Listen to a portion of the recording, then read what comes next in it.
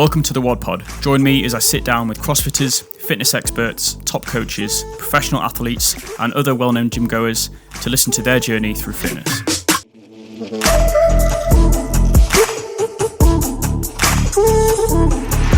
So after Joe ran a 10k in 32 minutes, that's 17 minutes faster than me, and secured the win, I had to invite him onto the podcast to pick his brains about how he got so good at running and any tips for longer distance. As I'm running a marathon in September, it was a slightly selfish episode, asking Joe for running tips to help me out, but I'm sure there are some listeners on here that are into running as well.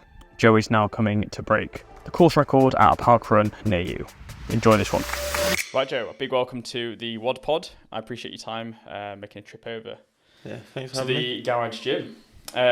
So the episode came about off the back of you winning the Melmerby 10k, which I also tried to win as well. So we could start discussing that day. Congratulations on the win. Thank you. Cheers. Yeah.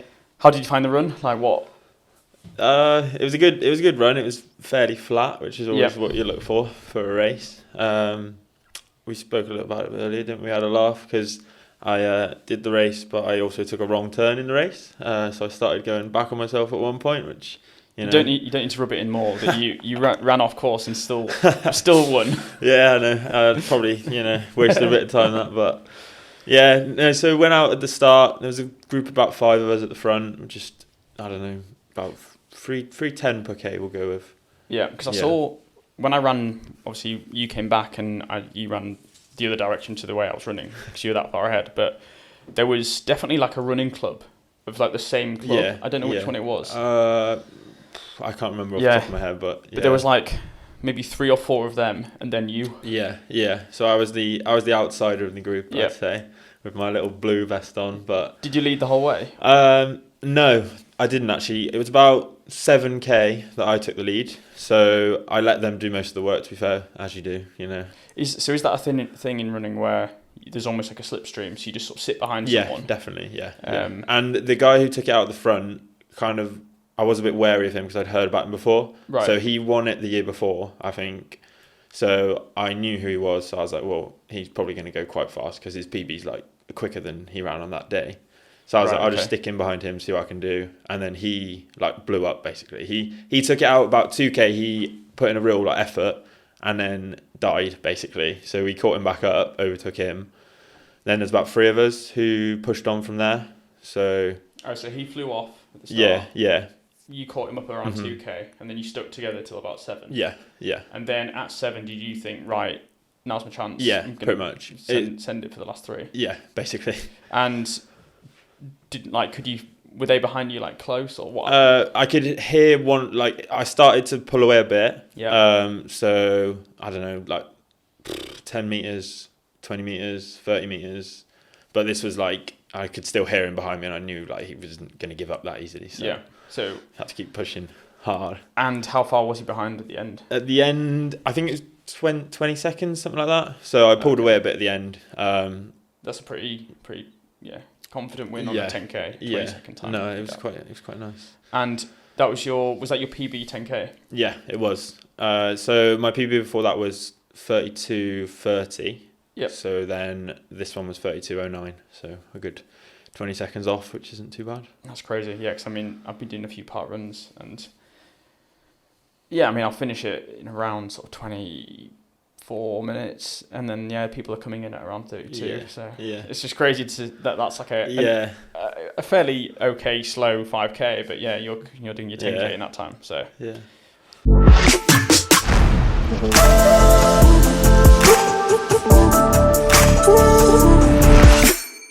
Fair play. And I noticed you're from Bristol. I am, yeah. But you ran the Melmerby 10k. Mm-hmm. So did you move up to Yorkshire, Knaresborough, I think? Yeah, Knaresborough, yeah. Start of this year I moved up because my girlfriend lives up here. Right. And I sort of come to a bit of a dead end with the job I was doing anyway. And we'd been doing long distance for quite a while. So we were like, well, it seems like a good point now that I can move up here and get on with life. What were you doing before, job-wise? I was working in a factory. Okay. Yes. So it worked quite well with running because it was set hours. Yep. I was working 8 till 4:30 every day. I knew what I was going to be doing. I knew I'd have weekends off. I knew when I could fit the running in and stuff. So it worked quite well with that. But are you still doing a different job now? different job now. So I'm working for P.s Joe now, so, like the outdoors activities stuff. Yeah, I do that now, it's a really good job, but the hours vary quite a lot. So the training has to be more flexible around it. So how does that fit around your training? Because obviously, if that's an active job, because I mean, it depends. Because a lot of people who work like a very inactive job, can really dial in their training because they've got max energy. That's all they've got to do. Yeah. Whether if you're doing quite an active job, it almost makes it harder. If it's like manual labour throughout the day and you've got to go to the gym or train or run, it can be harder. It can also be good because you're constantly almost training. Yeah. That's what I find. Like you said, the second, I think it does help me because I think I am quite an active person anyway. I always have been. It's not like a massive change for me to be doing that. Yeah. Like, because I used to, when I was younger, I used to play football. Then I'd finish that and go running. I'd train before, play football. It's just like what I've always done, I guess. So before you found running, or you may have been running since you were a child, I don't know. What sports did you do like at an early age alongside football? So it was mainly football. I've run probably since I was about 12, 13 maybe. Right. Okay. So I came to it a little bit later than some, but I just football running was the main two. Yep. And so when you finished school, what was your original life plan, goal, career? Life plan. Like what? Because everyone, I just like asking the question because normally what people want to do when they leave school is so different to what they end up doing. Yeah. So I didn't really have a plan. I've never really had a plan. No. It's just always I've done what's come to me in a way, I guess. Just keep running. Just keep running. Exactly. So.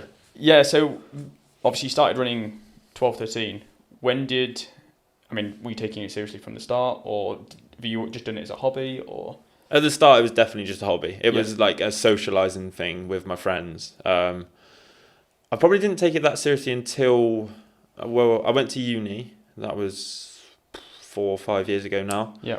And that was when I got into it a bit more. But then lockdown was when I properly hit off with it, just because it was all I could do. You had nothing to do, did you? Exactly, yeah, kind of, yeah. I know, because I speak to a lot of people about, they really dialed in their skill in lockdown. And I'm like, I feel really bad because I did nothing. I was like, that was my perfect opportunity to just, not do any work. And just, to be fair, we actually stayed open throughout COVID, so I was working. But, everyone's nailing these skills or focusing on something. So, so prior to lockdown, you said you did running for clubs, uni? Clubs and uni, yeah. Okay. Yeah, so both, yeah.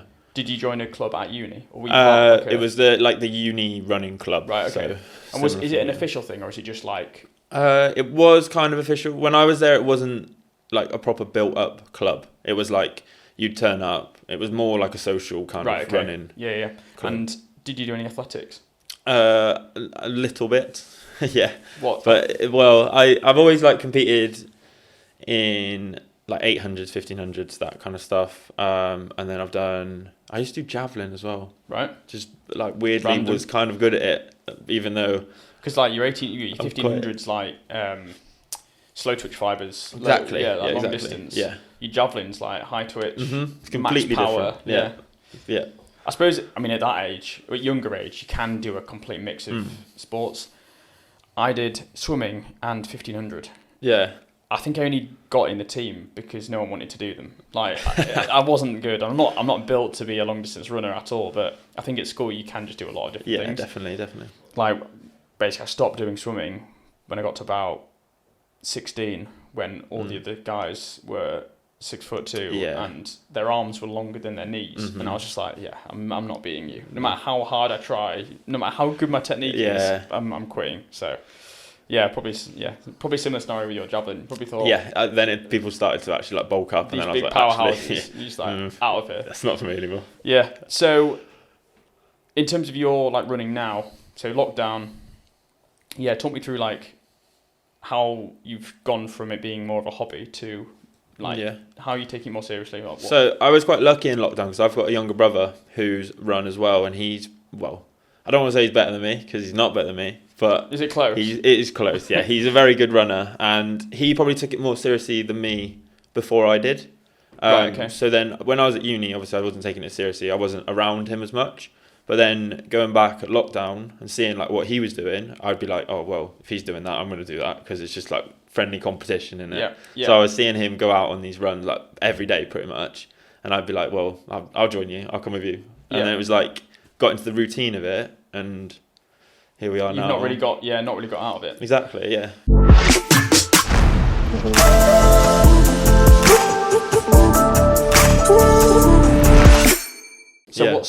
So now, what would be a typical week? So talk me through. Typical week, yeah. Talk me through like your week. Each day, and like how far you'd run on each day. Okay, so my typical week, I would do Monday would be a nice like easy run. So we're talking 5 minutes a k, roughly that sort of pace. Okay. So to give it context, my race pace for a 10k would be 3:10 per k. So it's a good 2 minutes. Per k slower. And often that would be an easy run on a Monday would be around 10k as well. So we're talking like 50 minutes, something like that, nice and easy. Then Tuesday I'd try and do like a session. So normally on a Tuesday I'd do a longer type of session, so like tempo-y kind of stuff. So around 3:20 per k, but for like longer reps. So are you talking like you'll run a certain amount of distance faster and then slow it down? Or are you talking when you say tempo, what do you mean? So tempo is kind of like not your race pace, but it's not steady. You're like, so going off like heart rates, stuff like that, which sometimes I do, sometimes I don't. It would be around like 160, 155 to 165. Right. Okay. So it's like low end race pace, I guess. Yeah. If that makes sense. Okay, so that's Tuesday, yeah. So that would be around, I don't know, 12k in total. So like warm up. Around 30 minutes of tempo stuff. Right, okay. Cool down. That sort of stuff. Then Wednesday would be another easy run. So probably a longer easy run, maybe like 12k, hour or so of running, say. So 5 kilometers an hour. No, what am I talking about? 8 kilometers an hour-ish. Kind of, then you go on to Thursday. So then I do like shorter, sharper, like more speed orientated kind of session. So a lot of it, like when I was at home, I'd train on the track, and that'd be like 16 by 400s off like a minute recovery. Just like bang, bang, bang. So that again would be around 10k or so, around that. And then Friday would be day off normally. Or like depending on like work and stuff. Sometimes I have to fiddle it around and do stuff on different days, obviously. But Friday day off. Saturday morning would be another session or just a run, whatever I can fit in. Parkrun often for the fun of that. Just running with other people is always nice. And then Sunday would be long run. So my one last weekend, 32 kilometers. Normally it's slightly less, so I would aim for like, I don't know, half marathon or so. Right. Okay. But it kind of depends, because sometimes on a Sunday I'm like, well, I want to hit my weekly running goal, which is often 80k. Right. Okay. So last week I was like, okay, I'll do. If you've done a little bit, or if you've missed a session in the week, you can make up for it on the Sunday. Exactly. Yeah, that's what I try and do. So last weekend I didn't run on the Saturday, so I was like, well, I'll put all the effort in onto Sunday then. Yeah. So that is, trying to do the maths, over 300k a month. Yeah. 4 weeks. Yeah. That's a lot. Yeah, it is. It is a lot. It is a lot. But then it like I said, it becomes a habit. So now it's like, could I do more even? I don't know. I suppose if you're enjoying those distances, when you finish the 10k and you think, I enjoyed that, I don't need to do more. You get the endorphin rush. It's how serious you want to take it. Yeah. And it's what you want to specialize in, because looking at your times, you've kind of focused on 800, 1500, 5k, 10k. Yeah. So if you're specialising in those, there's no point doing 20ks every day. No, exactly. So I think that comes down to it as well. When you're doing these runs, I mean, we had this conversation a little bit as well, but I actually hate hate running. Probably sounds bad, but when I'm running, to be honest, if I get a really good playlist on, then it's fine. But if I'm just out running, I always think, I'm just not enjoying it that much. But when I finish the run, I feel great and I get that endorphin rush. So I get it. When you're actually running, do you enjoy it? It depends. It really does depend. Like, often the weather helps a lot. Yep. So summer, it's a lot easier to get out for those easy runs. Winter, horrible. Yeah. Like it's almost more of a mental battle in winter because everyone can do it in the summer. It's nice and sunny. Like I imagine you almost feel better in winter because you know that 50% of people that run aren't doing exactly it. And you're like, I'm still turning up and I'm still putting in the miles. You see a lot more people in summer that you didn't see. Like I do the same routes all the time and like... I'll never run in winter. Exactly. So there you go. I'll run in summer because it's still light after nicer. Work. Don't mind. If it's sunny, I'll definitely go. If it's raining, no chance. Exactly. But on the whole, I do enjoy that. Even just turning up. Yeah. And do you run with music?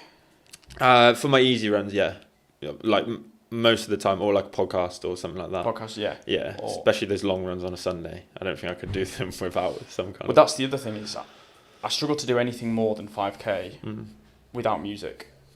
But I don't know. I'm sure most people think the same. I think it's just a long time just to be running like just with your thoughts. Yeah. And the other thing I've just been doing more runs recently, so I've been thinking about it, and I was going to ask a runner, so you're the perfect person. When you're running, do you think about stuff not related to running? Yes. On my easy runs, yes. I honestly, in like races and stuff, I couldn't tell you what I think about. Like, I think back to the race as I'm doing it, like after, and I'll be like, what was that? What were my thoughts? And it's just like empty. Okay, so that's probably because you're so dialed in on the race. Yeah, I think it is, Yeah, but when you're doing an easy run, you think about like completely different things, like life, work. Yeah. It's like nice because like a lot of the time, if I'm stressed or something, I just want to not think about it. Just like go off into a different place or takes your mind out of it completely. Yeah. Because I found like when I was doing some like runs on my own, I was just like thinking about it. Actually helped my running to not think about the run. Because if I was thinking about the run, I was actually thinking about like how quickly can I get this done. I'm tired, my legs hurt, I'm bored. When you like take your mind off it and you're thinking about something else, before I knew it, I was in this really comfortable pace and I was feeling absolutely fine. Yeah. Thinking about loads of random stuff. Yeah. So I feel like that helps. Definitely, But it's a weird one. It's like, because some people, I listened to a podcast with Matt Fraser and he was saying when he runs, he just repeats the word rubber band in his head the whole time. Because rubber band is like if you say like the rubber band is the running pace of your footprints to help you run on that beat. Okay. So he says like when he does a workout, he'll run to that. He'll say that in his head so that he knows he's running at the perfect tempo. Right. Because obviously I was thinking about this and I was like, I don't even know how quick I'm running or what tempo. I'm just running what feels comfortable. But sometimes, especially in a CrossFit comp where you're doing it against other people for time, you want to be running at a pace that you know. I mean, obviously you've got Garmin and things to work out your pace, but he just says that in his head he just repeats that and that's how he runs. So I didn't know whether like in races you might have a certain phrase that you like repeat in your head or... I can't say I do, no. I can't say I do. Fine. And when was it you thought you could...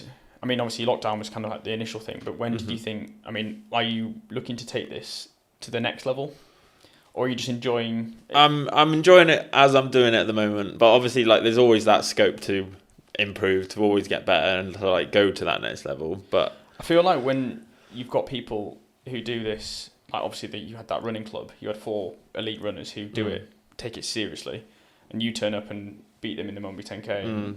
I feel like there's potential there to take it to that level. Yeah, especially if you joined a club, athletics club, that's what it is, running club, and then you from there you like go towards trials or get scouted or I don't know what the journey is, but I feel like for you just to rock up and win, there's definitely something there, especially if you've only taken it seriously for like 2 or 3 years properly. No, it's true. Thanks so for that. yeah, you've got no excuse now. We've gone 3 miles, and what's the furthest distance you've ever run?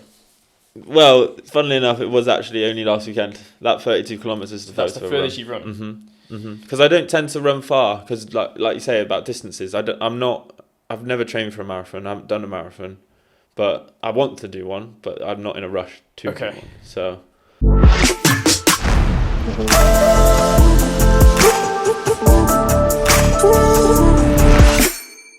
Well, the next section was going to be about marathon training. Yeah. So I'm still going to ask you because I feel like you'll know more than I'll know. I've got a good idea of like if I wanted to, I'd want. The furthest I've run is a half marathon, which is Great North Run, which is quite a good run. So what's that?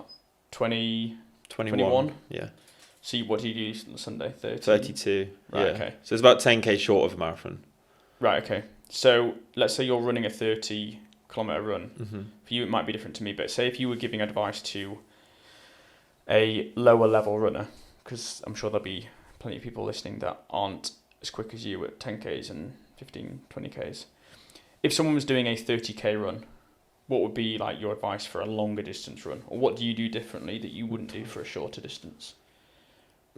I guess the main thing is just to go slower. Like, take it slow. Don't go out hard and then die. Just be like, I'm going to stick to this pace. Like, even if it feels easy at the start, it's not going to feel easy at the end. Like, even for me, if like last weekend, I went out and I was like doing 5 minutes per K. Yeah. And by the end, I was like struggling to keep that up. So that's probably something that, I'm definitely going to have to bear in mind, because I've got to think about what it would be like. Because I've never run more than 21k. Exactly. So just take it easy. When I'm at 30k, I'm in completely unknown territory. So it's like, how would that feel? So I've got to remember that at the start. Yeah. And is there anything to reduce injury on like long distance runs? Obviously, a really good warm up, a really good stretch. Yeah, definitely all of that. I guess like the terrain you're running on as well. I do a lot of my running on the roads, and I probably should do more on like the grass and stuff. It's just getting an area that's big enough. So obviously, if I was running 32 kilometers round grass, like if I was doing it around a football pitch or something, it's not going to be the most enjoyable run in the world. It's going to be harder, but sometimes I feel like it's a bit easier on your knees. Yeah, definitely. So I feel like if you're doing, again, most marathons are going to be around a city, most likely. So it's going to be road running. Yeah. I just feel like my knees, I don't know, probably, I mean, I used to play scrum half rugby, and I remember twice I turned to pass the ball out and cartilage popped out the side of my knee twice. So my knees are just not good anyway. Yeah. So like I said, try and make as much of it as you can on the grass. Like, even if it's, I don't know, you're running around a field for a bit, but you run there on the road. So if you've got like a bit where you've got road, pavement, sometimes you have like grass or mounds. Take that route. Yeah. Just to break it off your knee. Every little bit of grass helps. Yeah. Yeah. And what sort of so if you're doing, say, a 30k, say if you're doing what's the longest distance run you've raced in? Raced in a 10k. Okay. I haven't even raced a half marathon, That's got to be done. Yeah. It's got to be done. No, that's my aim this year, is to race a half marathon, like autumn time, I think. And then next year I want to try and do a marathon. And in terms of your 10k and your 5k, would you say your 10k time is better than your 5k time, or is your 5k time? Ooh. My 5... that's a good question. I'd say, like, relatively, I'd like to say my 10k time is better, just because it's a similar pace, but obviously double the distance. Held it. Yeah. What's the 5k? 5k is 15 and a half. So 15:30. Yeah. So if you double that, it'd be 31 for a 10k. That's Parkrun's 5k. So that's Parkrun of 15:30. Yeah, that's quick. Yeah. But that was I haven't raced one of them in a year now, so I think if I did one now, hopefully it'd be quicker. Right, next Saturday, do Parkrun. I want to see what you're at. And do you put any like tape, plasters? That sounds silly, but I'm just trying to get. It's probably a bit of a selfish question. Yeah. It's more just questions that I want to know. But far away. Do you know, like, what do you wear, like special running socks? Do you have like any injuries, or I don't know. I literally just run. Yeah. I guess the big thing is wearing your shoes in. Like the shoes I wear, I'll have worn, like on easy runs. Say I won't race in them. Like, I won't just go straight into a race in a new pair of shoes. Yep. Like, because it's a recipe for disaster. Yeah. So, do you have one pair of running shoes? Oh no, I've got a lot of different pairs of running shoes. Yeah. And do you wear like?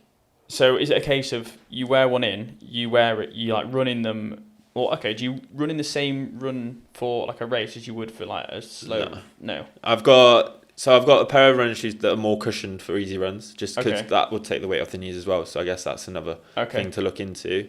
Yep. And then I've got like Vaporflies. I guess you know what they are. Yeah. They're like the main racing shoe that most people wear.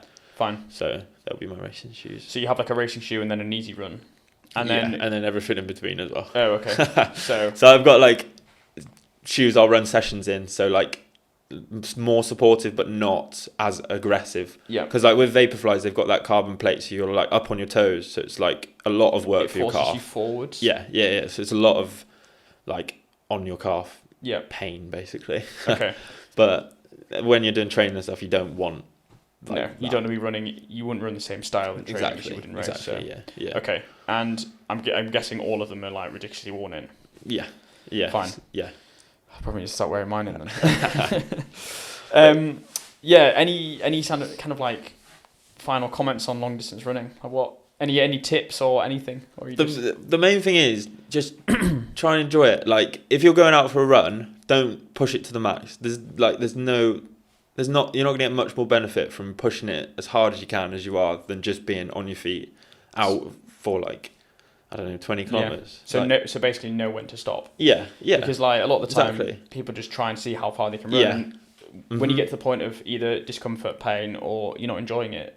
Exactly. It puts you off because a lot of people, like new runners I've spoke to who want to start running, they're like, oh, I want to run this fast. And it's like, no, you don't. You want to run. Yeah, exactly. That's the first step. Is just get out and get some miles in. Yeah.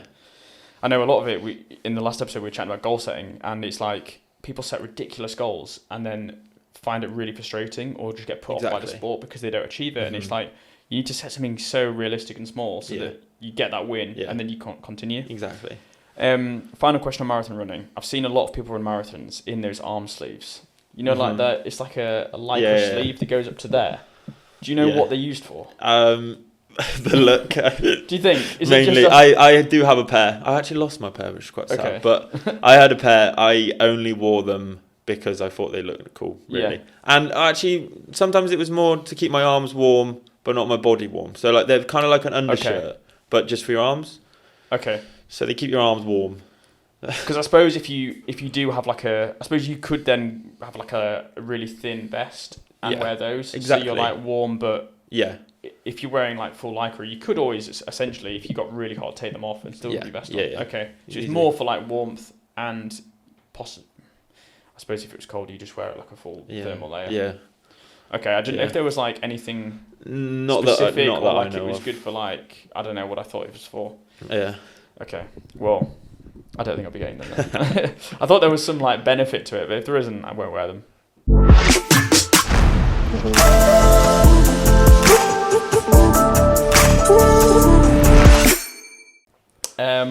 Okay, so I'd like you to set some goals for your running this year. Set some goals, okay. So that you're going to be made accountable because you're going to do it on the podcast. It's going to go out. You can't go back on them. So no, it's good. I need that because, like as I said to you earlier about racing, I want to race more, and I feel like I'm not entering races just because I'm a bit lazy with it, really. Yeah. So, but your times are like ridiculous. You know, they are a 5.5 minute. A 15.5 minute 5k. And a 32.19. Yeah, a 9:09. 32.09. Yeah, so I'm just giving you an extra 10 seconds. 32.09, 10k. Yeah, I mean they're both really good times. I feel like, get some more 10ks entered. Yeah, no, I will do. Something I always do is I play down like how fast I can actually run. Do you know what I mean? Yeah, I think it's good to do that. Yeah.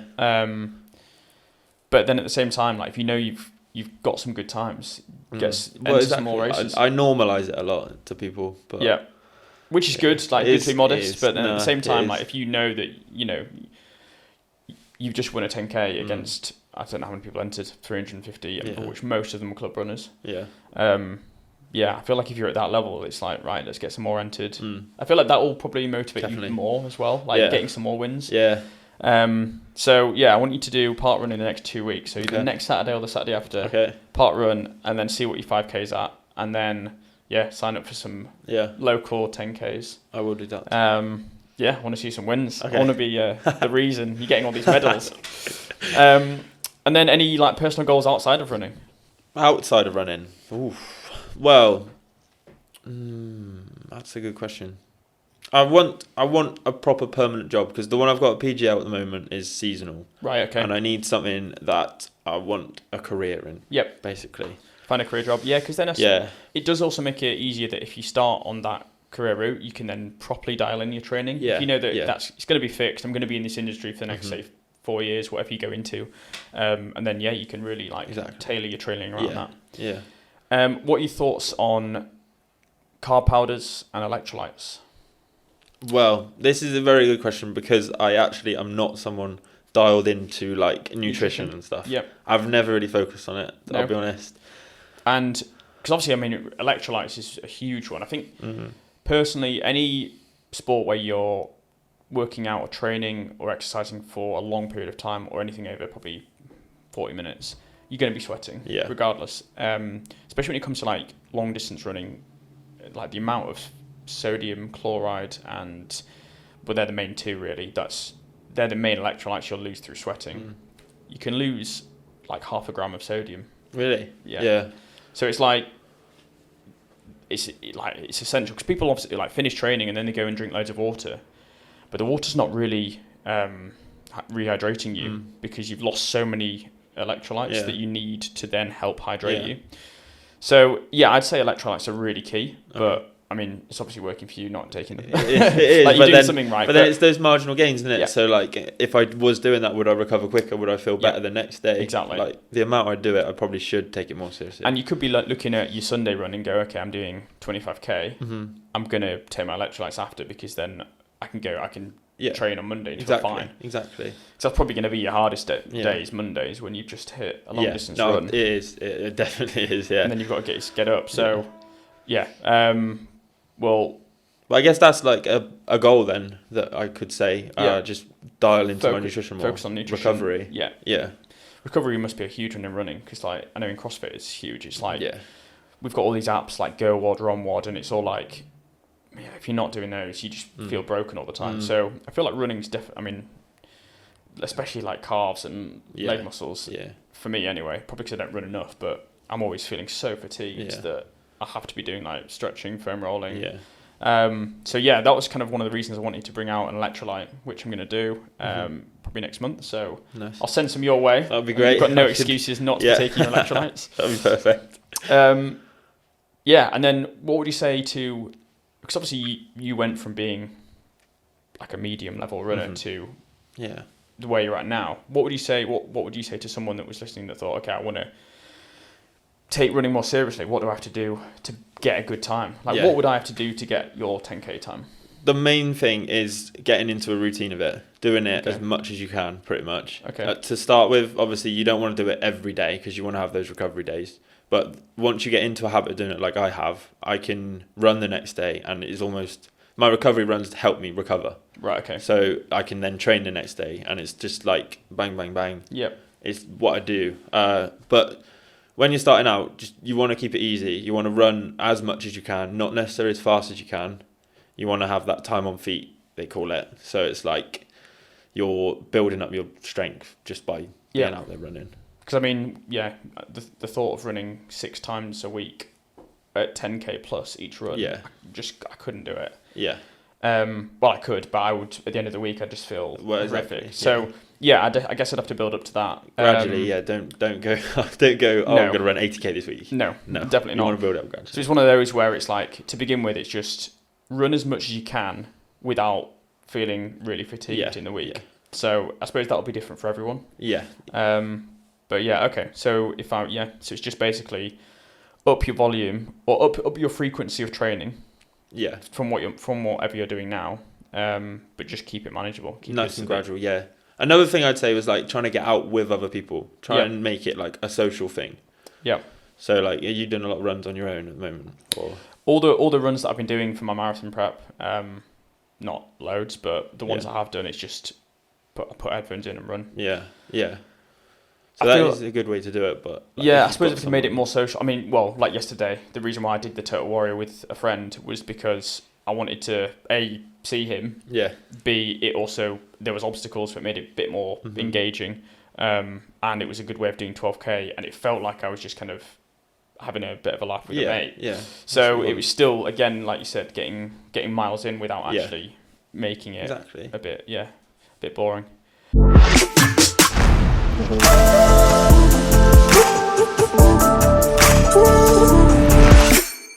just a thought. Would you ever consider being like a running coach or going into like coaching people? I would. I don't think yet, just because I want to focus on my own running now. Sure. But at some point, it would be something I'd love to do. Yeah, I think that'd be quite helping. I feel like you've gone from, say, like lockdown to now. I imagine your times have either ridiculously improved. Yeah. I feel like whatever you've had to do that, you should be pretty good to advise people on to do how to do the same thing. I guess, but then there's the whole other side of it. Like I wouldn't know a lot about nutrition. I wouldn't know how to guide someone in that way. I could tell them how to run and like how to get better, but there's so much more to it than there isn't there. But then maybe there's so much more that think where you could get to. Like think where your times could get to. Yeah. There you go. I've literally just changed the game for you. You have, yeah.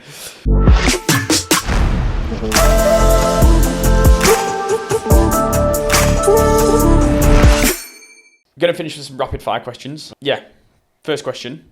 If you could run one and only one distance for the rest of your life, how far would you run and why? I'd have to say 10k just because of my time in it, and it's like my average run distance anyway. I was going to say, look, like talking through your weekly training, you're kind of doing 10k, 12k most day. So and I think it would give me the most like balance. So if I was running that distance, then I could go lower, I could go higher. It's like in the middle, isn't it? So like if you were to just train at that distance, you could probably enter 5Ks, 10Ks, half marathons, and be fine. I think so. I think you said this earlier actually, but you run with or without music most of the time? With on easy runs, training, like racing, I wouldn't run with music. Cool. Team ice bath or team sauna? Oof, ice bath, I'd say. Really? Yeah. I don't know. I don't like sitting in the heat and sweating. You're the first guest on this podcast that said really? Ice bath. Yeah, everyone so far has said sauna. So I need you to prove that. So I need you to. Okay. Next time you do an ice bath, tag the WOD pod. Okay, will do. I will do. Want to see that. Obstacle course. Oh, shit. Start again. All good? Yeah. Obstacle course run or trail run? Oh, that's a good question. I'd say trail run. Yeah. Just because I don't like obstacles. Fair enough. Quite obvious then.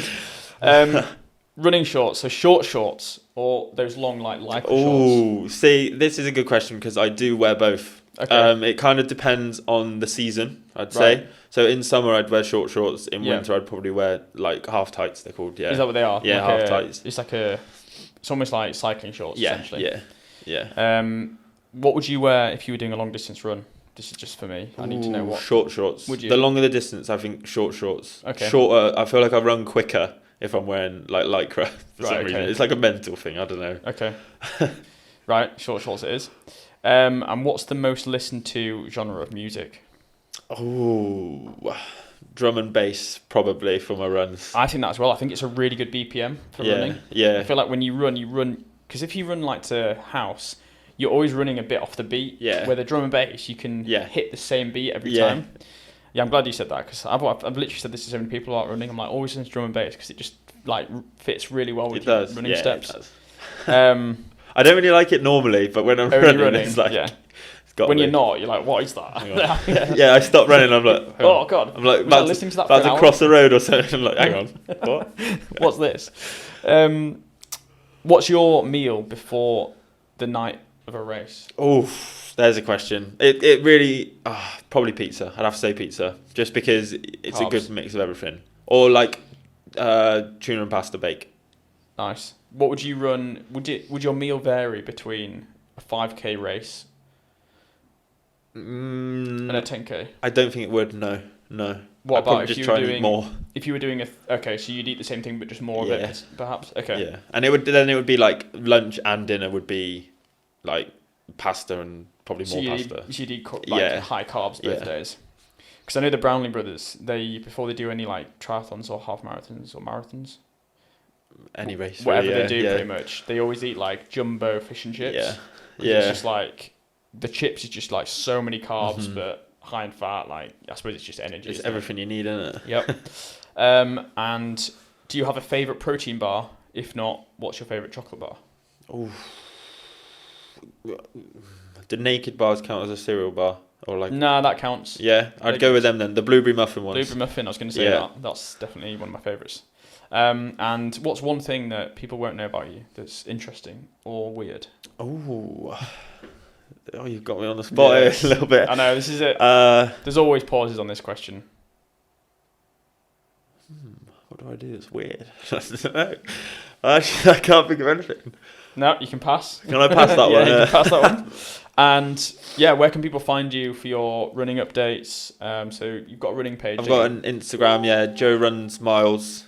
It's a good play on words because I feel like I smile a lot when I run, so it's like Joe Runs Smiles. Like it. So it's Joe Runs Miles. It doesn't make a lot of sense when you actually read it, but it's sounded good in my head. No, that's cool. Yeah. So yeah, you can keep posting updates. Yeah, I try and update that. It's mainly my races, so obviously I haven't raced a lot, so I haven't uploaded on it a lot, but I wanna upload on it more. That would be a goal. Well, I want to see your Parkrun next week on there, and then I want to see a few 10k wins. Yeah. And the ice bath. And the ice bath, of course. That's it. Cool. Wicked episode. Thanks for joining me. Nice. Thanks for having me. Electrolytes coming soon. Go check out Wad Powders. Also, the No Rep brand, and we can see it. The new No Rep t-shirt I'm wearing. I'll put a little image on the YouTube. But yeah, check out No Rep UK. They are the clothing sponsors for the podcast. Nice. Wicked. Thanks, Joe. Thanks for joining me. Thank you. Thanks. It's been a pleasure. I hope you enjoyed that episode, and a huge thank you for listening. Make sure you're following the pod on Instagram @the.wad.pod, our Twitter @the_wad_pod. The podcast is sponsored by Wad Powders. That's @wadpowders on Instagram. Please show some support to the pod by either sharing this episode with a mate or buying some supplements from wadpowders.co.uk. See you guys next week.